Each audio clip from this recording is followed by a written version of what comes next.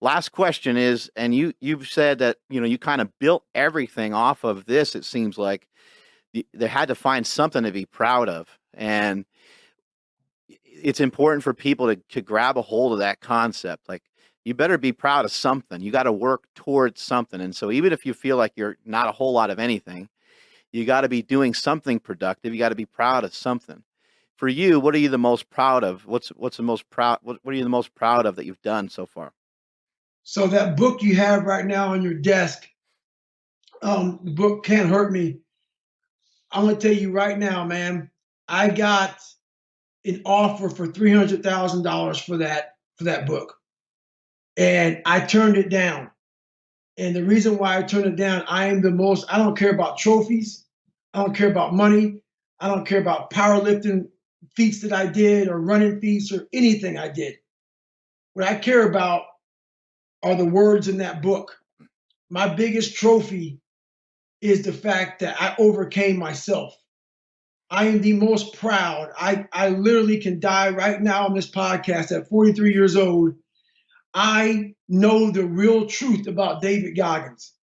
And I had so many Mount Everests in front of me. And whenever I climb one, fucking another one will pop up.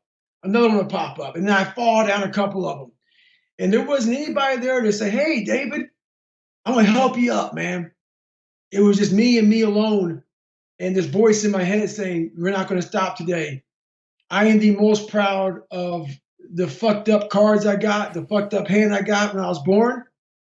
And I'm so glad I got that hand because it taught me so much about the man I am today and what is possible for a human being. You don't need to have a great family.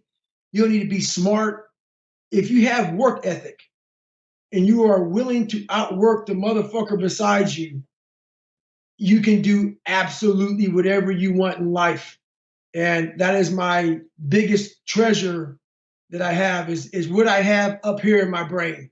What I've found out, what I learned through this journey, man, it's not for sale. It took too much, it took too much grind, man. It took too much grit to develop this mind and to have this power I have now. I'm not a theorist. I'm not a theorist. I don't read a book about how a motherfucker used his mind. I'm a practitioner. I put myself in hell repeatedly, like a sword. How you make it? You put in the fire, you beat the shit out of it, and that's what I did in my mind, man. So that's what I take the most pride of, right there. That's awesome, man. And thank you so much. The book, it was awesome, corresponding back and forth with your team. And they were like, hey, you got to read the book. Otherwise you won't come on your show. And I'm like, oh shit, I've never read a book in my life. I'm like, God damn, put me on the spot. But I agree with, a lot of what you're saying. And I have been mesmerized by a lot of the stuff that I've seen on YouTube of you. So I really appreciate you coming on the show today. You have any parting thoughts, anything you want to plug people towards? I know the book's coming out December 4th. You want to tell people where they could pick it up or where they can find you? Yeah, man. So you can get the book, Can't Hurt Me. You can get it on Amazon. We have an audio book coming out. We have a paperback. We have ebook and also the hardcover there. All this on Amazon. Since I self-published, that's about the only place you can get it pretty much is Amazon. You can find it in Barnes & Noble. That being said, also, you can find me at Instagram, at David Goggins for Instagram, Twitter, Facebook, all that shit. All I talk about on all that social media is how to get better. It's not about look at my abs, look at me, it's about mindset. I'm always preaching mindset. And once you change your mindset, man, it's open-mindedness. You gotta be open-minded to the fact that you have the possibility of being a badass. Once you close the possibility down in your mind, it's never going to happen. So keep your mind open to the possibility that you are a badass.